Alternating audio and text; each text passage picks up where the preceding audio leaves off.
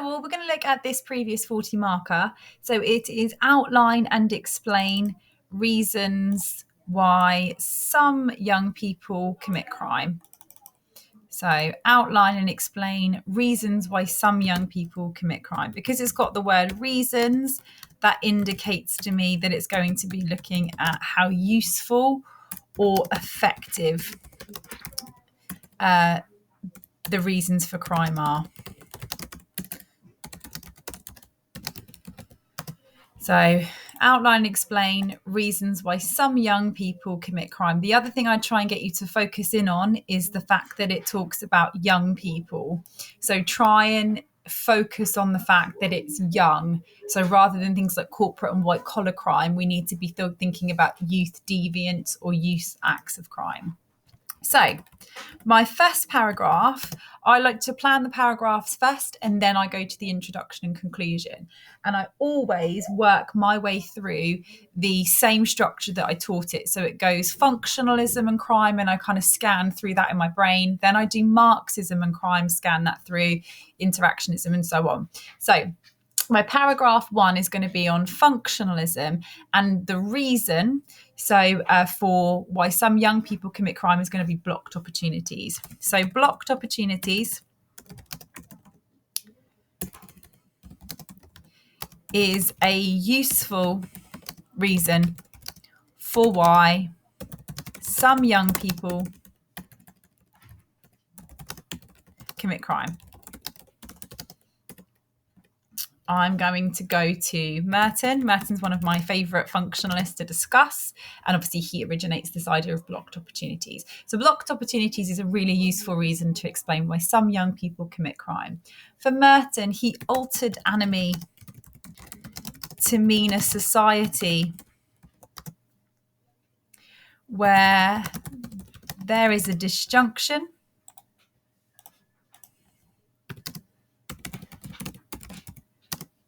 between the goals and means. So there's no point doing Durkheim, he doesn't mention blocked opportunities. So he altered anime to mean a society where there's a disjunction between goals and means. There is a tremendous cultural stress on material goals. So just explaining this a little bit more. So there's a tremendous cultural stress on material goals, but the majority lack the practical and legal means to achieve. There's a tremendous cultural stress on material goals, or the American dream, but the majority lack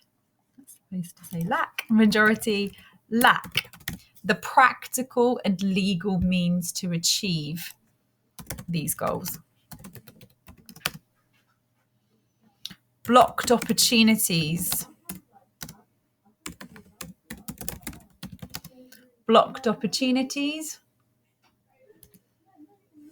causes crime. So blocked opportunities causes crime as some groups innovate. It's a tremendous cultural stress on material goals, but the majority lack the practical means to achieve them. So blocked opportunities causes crime as some groups will innovate to achieve material wealth, perhaps. Yeah. So Merton. I always aim for 3 sociologists, and blocked opportunities is my theme. So then I'm going to add in, I'm just separating this out so you can see it. In the exam, I'm just going to put him straight after here. So I'm going to put Albert Cohen. It's obviously a lovely student of Merton's. Don't have to put that in the exam. But from Albert Cohen, the cause of youth crime, of youth non-material crime, is status frustration.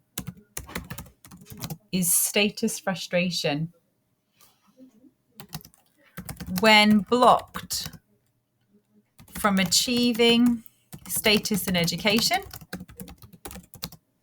working class youth, because that's the question, working class youth have a reaction formation and creates a delinquent means young and deviant, a delinquent subculture where status is awarded through deviant acts.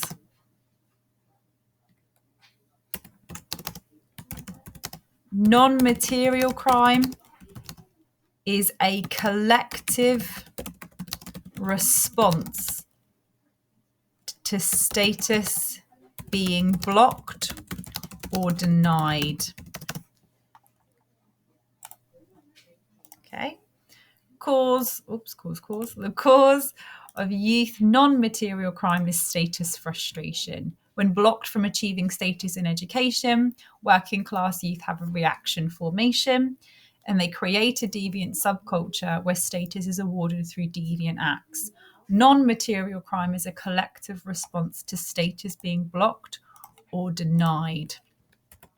Because I like 3, I'm going to add in Cloud and Oland. For Cloud and Oland,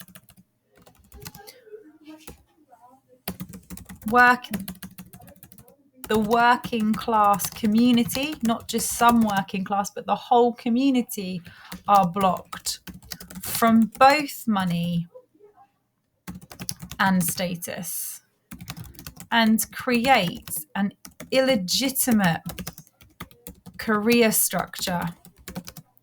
So for Cloud and Oland, it's not some working class groups who are denied status in education. It's the whole of the working class group, whole community.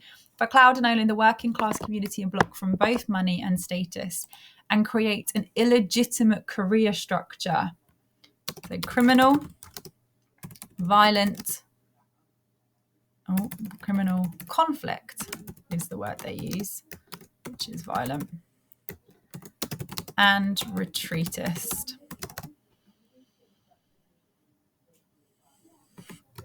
Blocked opportunities.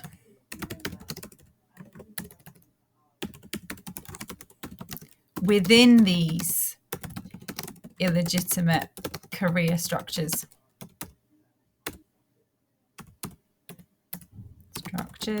Causes different acts of crime and deviance, e.g., violence and drug taking. So if you remember, when blocked from all the other subcultures, it leads some groups to only be able to retreat into drug and alcohol abuse, sadly. Okay, so I've got those 3. I've used their concepts. You can see it's not masses of text. I've really tried to reduce them and condense them down. So this shows that blocked opportunities is a useful reason.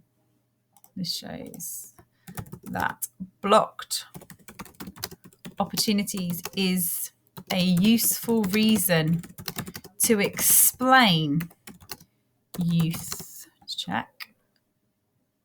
To explain why some young people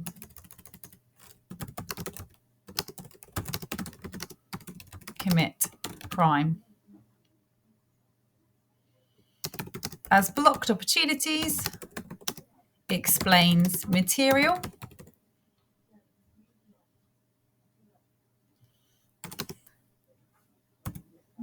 non-material crime, like vandalism and drug and violent acts, as these individuals have been blocked from money and status and therefore turn to crime as an act of innovation. you innovate, you think, oh, okay, I'm cleverly going to work this out. So it's a useful explanation to explain why young people commit crime, because it explains material crime and non-material crime, drug and violent acts, in groups, as these individuals have been blocked from money and status and therefore turn to crime as an act of innovation. So it's a very good theory if it's explaining material, non-material crime and acts of groups. However, again, we need our AO3. However, Heidenson has argued,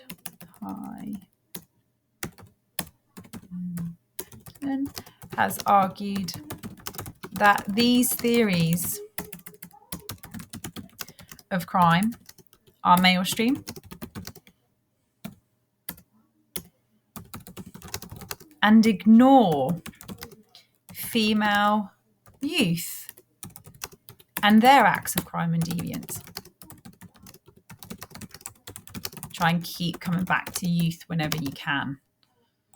I've focused on it for Albert Cohen, but not Cloud and Olin, because they don't explicitly mention youth, but she's criticising them for being mainstream, for neglecting female youth acts of crime and deviance. And for Matza,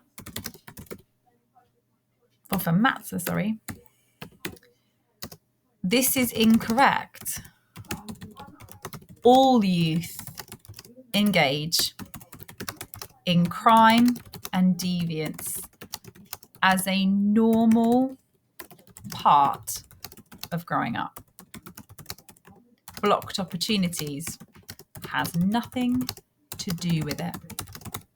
And making it connect there. He doesn't actually say blocked opportunities have nothing to do with it. You're applying it. You're saying by him suggesting that all young people do it, that actually he's suggesting that blocked opportunities is irrelevant. The Billington Club commit acts of deviance and crime, but they're certainly not blocked from any status or wealth. So that says it's a normal part of growing up. Okay. That's paragraph 1, quite a chunky paragraph actually, but that's paragraph 1. So next thing I do, or alternative theory, is again, I work my way to the second grid that we did, which is Marxism. So this is going to be a red paragraph. So I'm just kind of cognitively working through my thought process when I approach this question. So I always automatically go to Snyder, my serious acts of crime. I go to Crowell, but this doesn't work here because the question is actually young. So for Marxism, I have to focus solely on young. So I'm going to go to the CCCS, who do specifically mention youth crime. So for youth crime,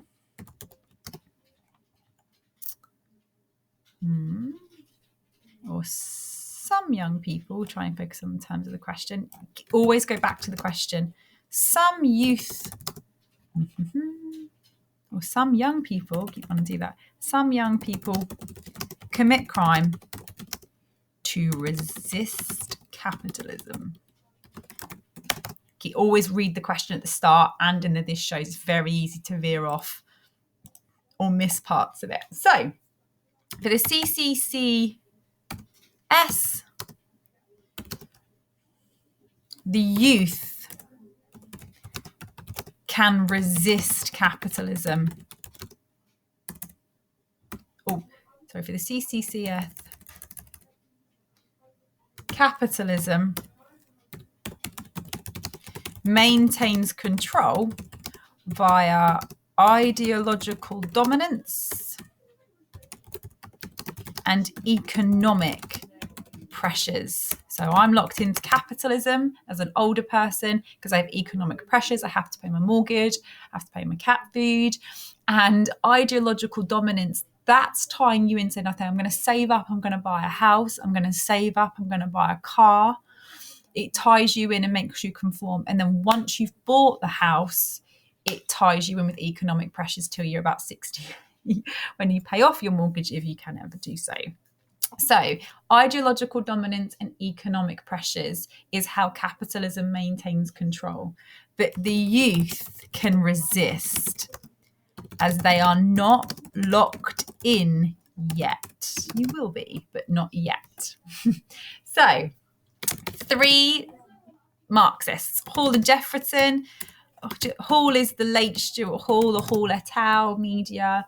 So for Hall and Jefferson, subcultures, youth subcultures, because that's the question. Youth subcultures can resist the dominant culture. Youth subcultures can resist the dominant culture and are a reaction against a crisis of capitalism with high unemployment and low wages. Remember, this is, you're talking 1980, so you can understand a pushback against the crisis of capitalism. For break, youth subcultures. Remember the question, keep coming back to trying to come back to youth. Youth subcultures allow optimism and freedom that things can change.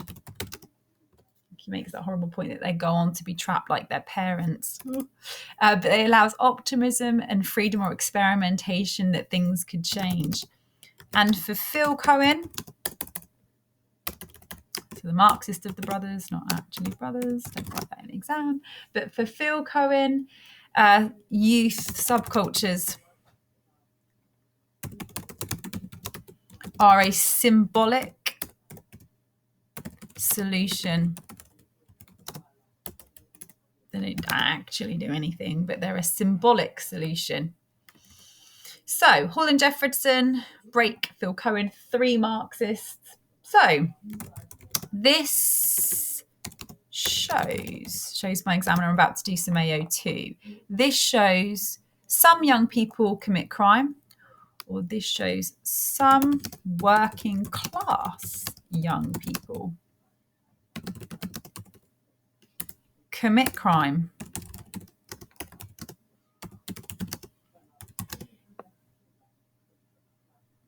This shows some outline explain reasons why some young people commit crime. This shows, I was veering off there. This shows resisting capitalism is a useful explanation to explain why some young people commit crime.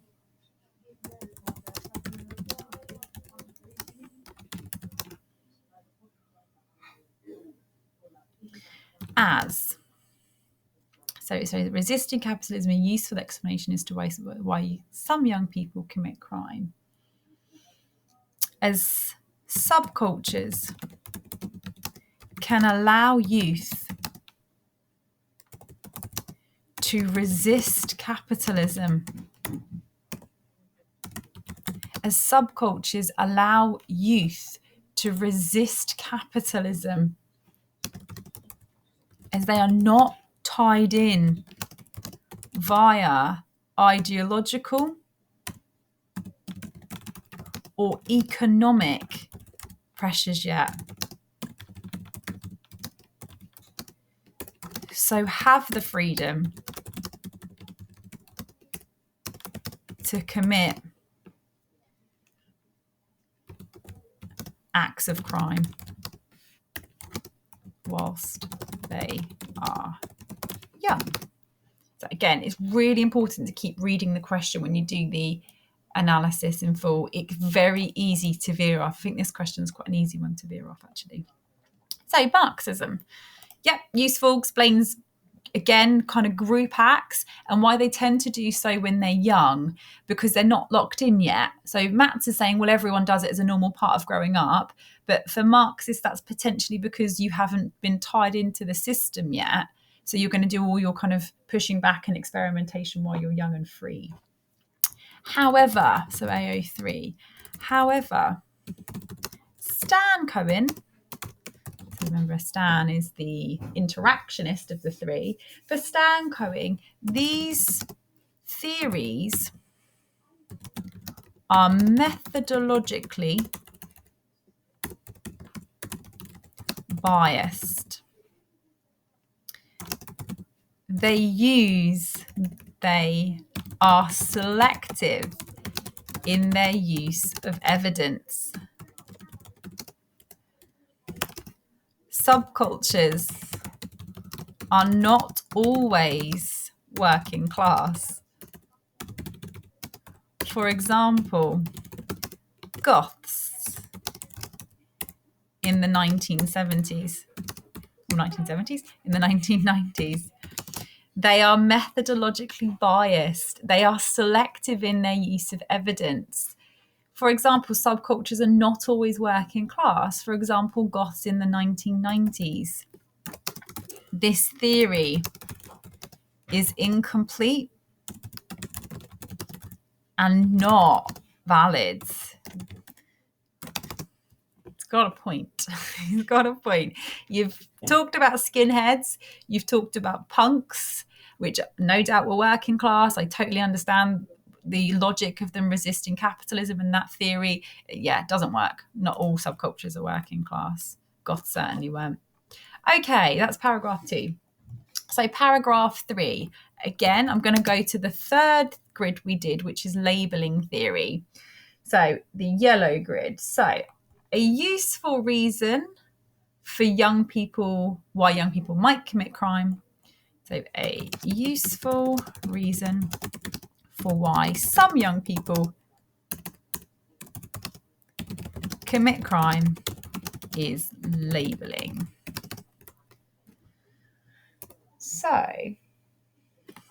Becker is our kind of founding father here. So for Becker, working class groups are labelled, they become excluded,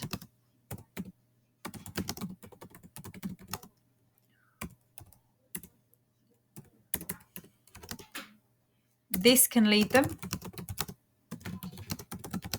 to a deviant career,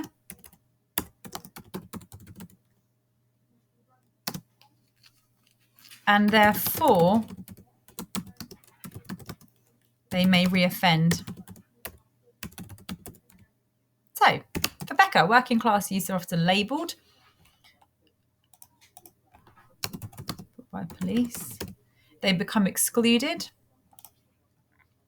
from society, and this can lead them to a deviant career, and therefore they may reoffend. For Chambliss, because again we really need 3, he researched the Saints and Roughnecks and found both groups, middle and working class. He studied the Saints and Roughnecks and found both groups, middle and working class, engage in crime and deviance. But middle class groups can use their cultural capital to negotiate out of labels being applied. That's the only difference. They were all doing it. Middle class groups can negotiate, or they tend to do their deviance outside the city, and then if they ever come into contact with police, they'll negotiate. For Young, so again the late Jock Young, for Young, police labelled hippies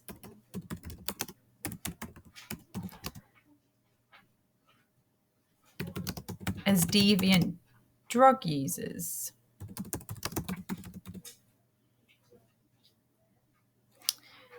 As a result, the police acted as amplifiers. Maybe they make it worse, they make it bigger. If you plug something into an amplifier, listening to LPs, it makes it louder, it makes it bigger. So as a result, the police acted as amplifiers, and drug use becomes a symbol of defiance. So I've got 3 there: Becker, Chambliss, Young. Chambliss, they were at school, remember? Becker, I think that could be applied to young groups. And Young, yeah, just suggests the amplification of deviance quite nicely. Okay, so this shows, do my AO2, this shows labelling is a useful reason to explain why only some young people, appear to commit crime. So I'm really pushing here kind of that it's why some. I haven't really pushed yet on why only some appear to, some young people are deviant and others are not. This is a useful reason to explain why only some young people appear to commit crime. This is because they consider negotiation and that middle class groups can negotiate as they have cultural capital. Their theory is also a very useful reason, as it does explain reoffending,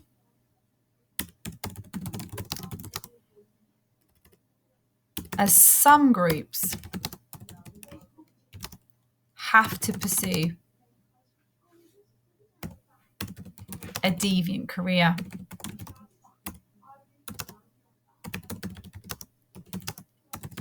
As they are now outsiders. So it's useful because it does explain why some young people don't appear to commit crime because they negotiate. And also it is a useful reason as it explains reoffending because some groups have to pursue a deviant career as they're now outsiders. They can no longer work with a criminal record. Okay. So however,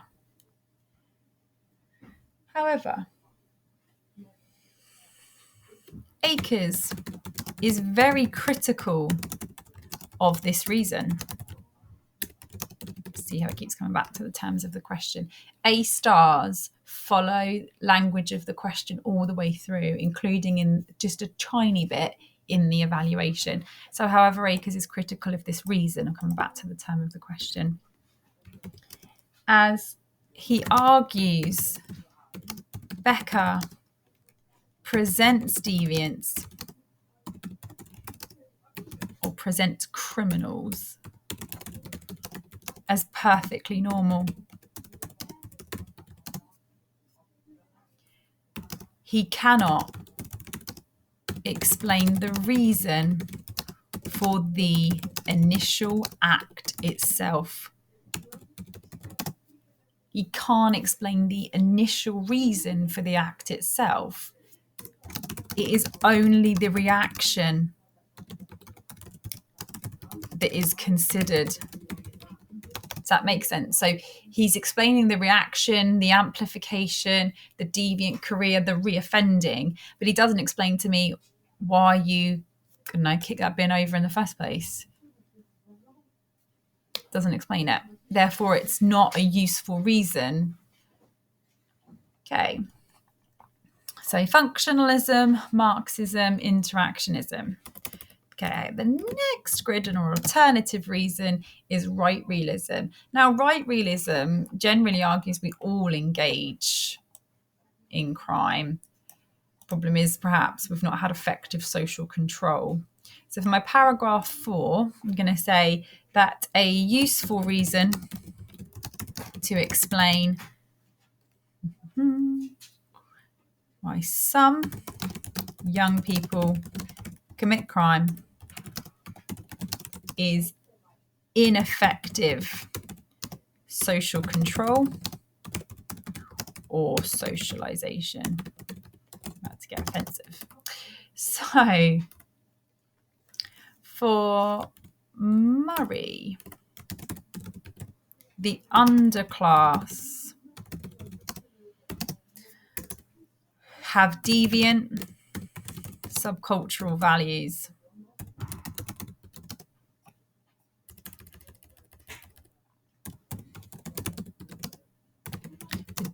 The middle class have deviant subcultural values. Marriage is separate from childbearing.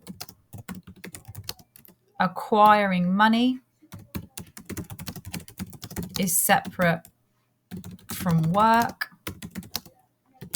And men prove their masculinity through violence.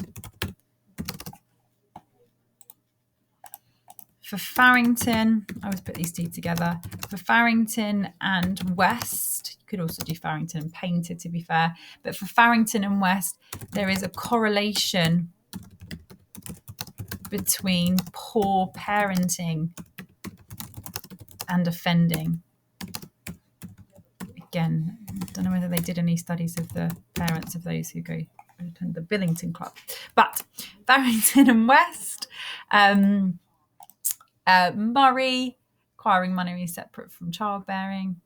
So marriage is separate from childbearing. So he's got a problem with having children out of wedlock. So he's not very progressive.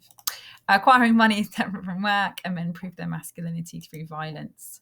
Here I've got two there. I think as a third, I am going to probably, I think what I'll do is probably pop Clark in there. So for Clark, target hardening is needed. As a preemptive measure. So target hardening is needed as a preemptive measure to ensure that young people are unable to commit crime. So I'm going to do a bit of crime prevention applied there to young people. That actually target hardening, the preemptive identification of likely pockets and young people to prevent them from committing any crime. So you're young, you're likely to commit crime, so I'm just going to stop and search you every time you go out so that you can't commit crime because you know you'll always get caught. So this shows inadequate socialization,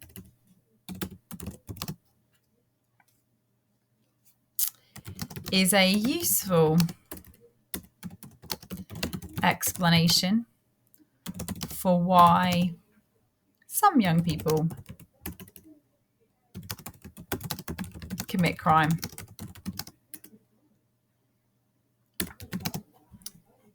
Inadequate socialization is a useful explanation to explain why some young people commit crime, as it can offer an explanation for the rise in crime during the 1980s. Remember, we have the lowest crime rate currently, so just be very careful. So it does explain, actually, can offer an explanation for the rise in crime during the 1980s, and does suggest crime prevention strategies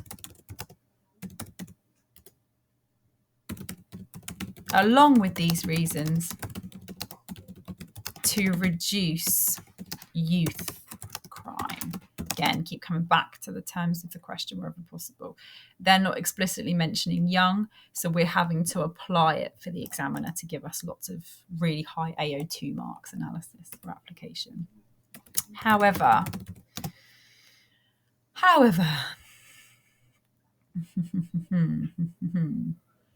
so target hardening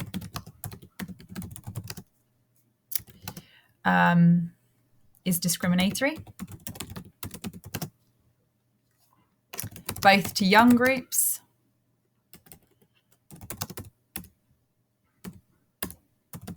and people of colour. It's also illegal. But yeah, it's just target hardening is discriminatory both to young groups and to people of color. Oops, slowing down on me. And to people of color.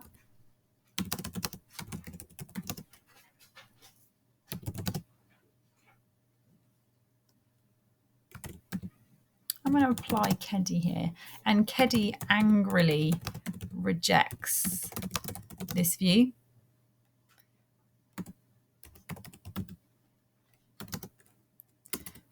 That working class culture is inferior and the cause of crime. So I'm going to kind of take Keddy's kind of angrily rejecting anyone's view that working class culture is somehow inferior and the cause of any problems. I know she's from education, but she is vehemently strong that working class culture should not be viewed as inferior or the cause of their own problems. So, for example, inequality in education, or in this case, applying it to the cause of crime. And think of any others, obviously you can feel free to add them in, just try and apply it back.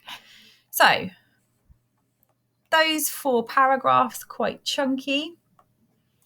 4 reasons: blocked opportunities, resisting capitalism, labelling, and inadequate socialisation or not effective control within society are the causes of crime, or young people committing crime. So in my conclusion, it's going to hold off on me. In my conclusion, what I'm going to say is, to conclude, the most useful reasons for why some young people commit crime is blocked opportunities, because that's my professional view. When I'm weighing up, the most useful explanation for why some young people commit crime is blocked opportunities. It explains material, non-material, drug use, violence, and youth crime in groups. Explains material, non-material, drug use, violence, and youth crime in groups. It can also explain the initial reason for crime, unlike interactionism. It can also explain the initial reason or cause of crime, unlike interactionism. And explain why it appears that young working class groups are more criminal.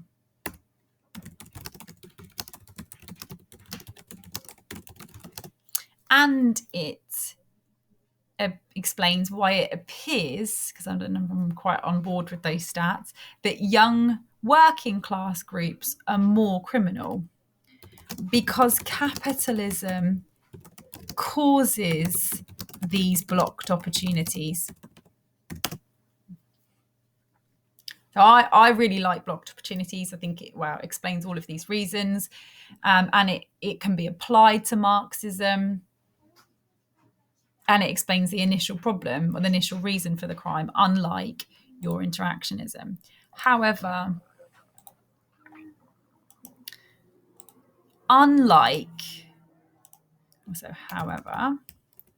really struggling on me. However, it's disappointing.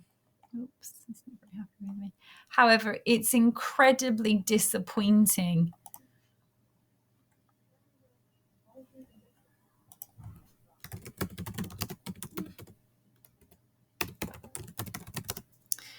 that there's no discussion of women and people of colour.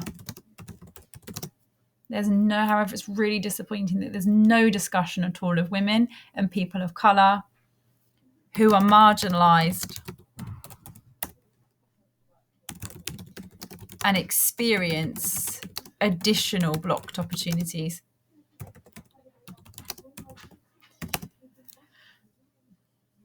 these sociologists need to get more intersectional, because I'm a very big fan of Professor Crenshaw.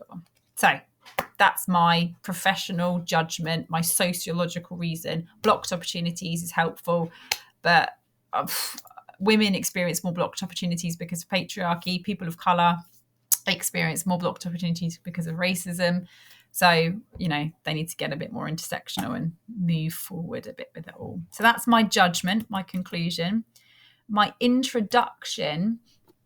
In the introduction, what I would be saying, let's get back up here, is reasons. There are many useful reasons to explain why some young people commit crime. Many useful reasons to explain why some young people commit crime.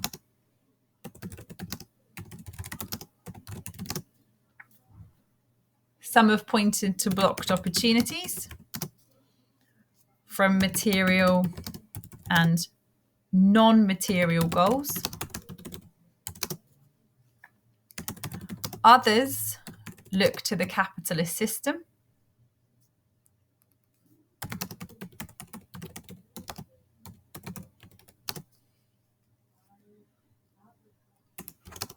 Whilst others have sought to blame parenting.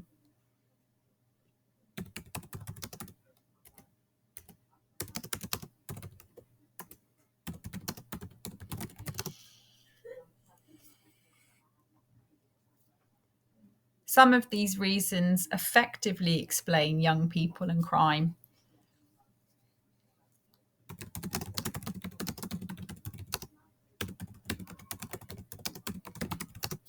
Some of these reasons effectively explain why some young people commit crime.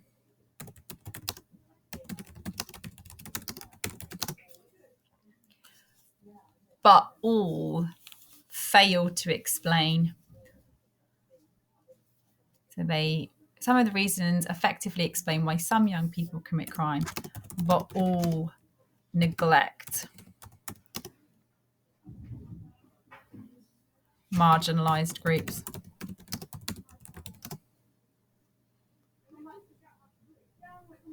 And therefore, the reasons are limited. The introduction's more about outlining where you're going and where some of your criticisms will be looking. The conclusion is pick one or mush some together like I've done. But introduction is outlining what you're going to look at with a bit of an evaluative tone. The conclusion is about pick a judgment, pick a side. As always, if you have any questions, please let me know. But yeah, outline, explain why some young people commit crime. Thank you, folks.